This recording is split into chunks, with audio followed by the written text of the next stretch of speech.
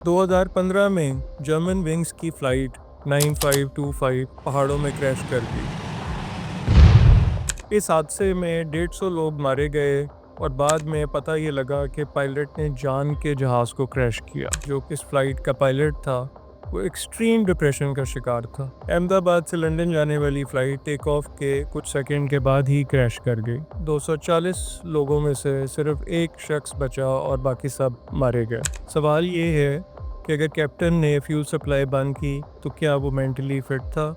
अब ये भी एक सवाल इससे उठता है कि क्या ये एक कॉन्स्पिरेसी थ्योरी बोइंग ने तो नहीं शुरू की कि ताकि उनके ऊपर से जो है वो उतर के पायलट के ऊपर जो है ये इशू जो है वो डाल दिया जाए।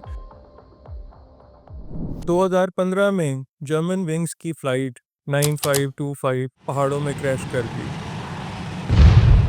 इस हादसे में 150 लोग मारे गए और बाद में पता ये लगा कि पायलट ने जान के जहाज़ को क्रैश किया। बाद में जब क्रैश की इन्वेस्टिगेशन हुई तो पता ये लगा कि जो इस फ्लाइट का पायलट था, वो एक्सट्रीम डिप्रेशन का शिकार था। और इस वाक़ये के बाद दुनिया भर में पायलट्स की मेंटल हेल्थ के ऊपर बात शुरू हुई कि वो कितना इम्पोर्टेंट है कि एक वो पायलट जो जहाज़ उड़ा रहा है और जिसके हाथ में 2-250 लोगों की ज़िंदगी है, उसकी मेंटल हेल्थ कितनी इम्पोर्टेंट है। पिछले दिनों में एयर इंडिया की फ़्लाइट 171 जो क्रैश हुई, अब उसमें भी कुछ इसी तरह के हक़ाइक़ सामने आ रहे हैं। अहमदाबाद से लंदन जाने वाली फ़्लाइट टेक ऑफ के कुछ सेकंड के बाद ही क्रैश कर गई। इस फ़्लाइट का कैप्टन सुमीत सबरवाल था और फर्स्ट ऑफ़िसर क्लाइव कुंदर था, जो कि फ़्लाइट उड़ा रहे थे। और अब इन्वेस्टिगेशन से ये पता लगा, जो कि रिकॉर्डिंग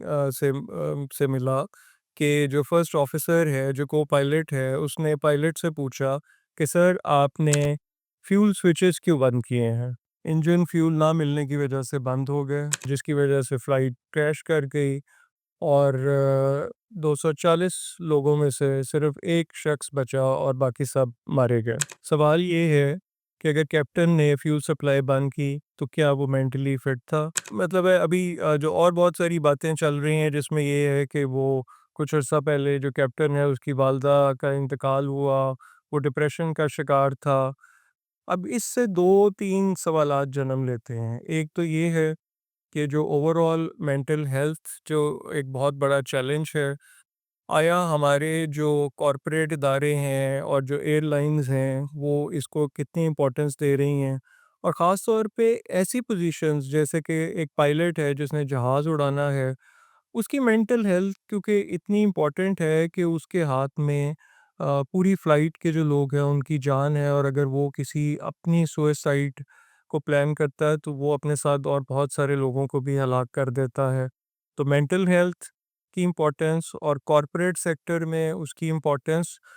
और एक सवाल इससे ये भी उठ रहा है क्योंकि हम ये भी बहुत सारी कॉन्स्पिरेसी थ्योरीज देख रहे हैं बहुत सालों में और पढ़ रहे हैं कि बोइंग से रिलेटेड जब भी कभी कोई ऐसा इशू उठा, तो जैसे कि कुछ लोगों ने विसल ब्लो किया ब्लोइंग के अंदर जो इश्यूज थे, तो बाद में बहुत सारी न्यूज़ से ये पता लगा कि वो तीनों लोग किसी न किसी तरीके से उनकी एक अनयूजुअल तरीके से उनकी अमवात हो गई। अब ये भी एक सवाल इससे उठता है कि क्या ये एक कॉन्स्पिरेसी थ्योरी बोइंग ने तो नहीं शुरू की कि ताकि उनके ऊपर से जो है वो उतर के पायलट के ऊपर जो है ये इशू जो है वो डाल दिया जाए। बट आई थिंक कि इस केस में तीनों चीज़ें ही इम्पोर्टेंट हैं कि मेंटल हेल्थ जो डिटीरियरेट हो रही है, उस पे हमें फोकस करने की ज़रूरत है। कॉरपोरेट सेक्टर को अपने एम्प्लॉयज़ की मेंटल हेल्थ को प्रायोरिटाइज़ करने की ज़रूरत है और एयरलाइंस में तो आई थिंक कि एयाटा को जो है वो कोई लेजिस्लेशन करने की ज़रूरत है कि वो ये इंश्योर करेंगे जो पायलट्स हैं उनकी मेंटल हेल्थ का रेगुलर चेक हो और उनकी रेगुलर इवैल्यूएशन हो और उनकी रेगुलर काउंसलिंग हो। और अगर इसमें अगेन एक दफ़ा फिर बोइंग की ही ग्रेटर कॉन्स्पिरेसी थ्योरी है, तो आई थिंक उसको भी अब जो कानून नाफ़िज़ करने वाले इदारे हैं, उनको भी इसको सीरियसली लेना है क्योंकि बोइंग की वजह से बहुत सारी कीमती जानें अब तक ज़ाया हो चुकी हैं। और ये बिल्कुल उसी तरह की ही एक कहानी लग रही है, जैसे कि जब 2018 में प्लेन क्रैश हुआ, तो बोइंग ने इस सारे का जो कसूरवार जो है वो पायलट को बना दिया कि पायलट ट्रेन नहीं था, उसकी पूरी ट्रेनिंग नहीं थी इस जहाज़ को उड़ाने में। और बाद में ये साबित हुआ कि इशू बोइंग कंपनी का ही था और इशू उनके जहाज़ में ही था।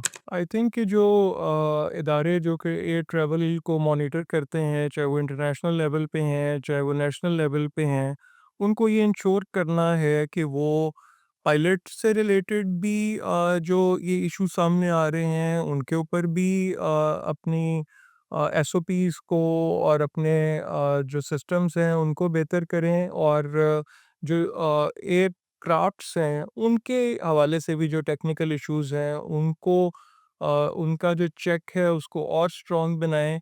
क्योंकि इससे चाहे वो पायलट की मेंटल हेल्थ की वजह से ये वाक़या हुआ है या जहाज़ की टेक्निकल फ़ॉल्ट की वजह से हुआ है, बट इस तरह के वाक़यात से एयर ट्रैवल के ऊपर से जो ट्रस्ट है लोगों का, वो डेफ़िनेटली शेक हो रहा है। और अगर इस तरह के वाक़ये में अगर सारा जो ब्लेम है वो पायलट पे डाला जाए, तो पायलट तो अब अपना दिफ़ा करने के लिए ज़िंदा नहीं है।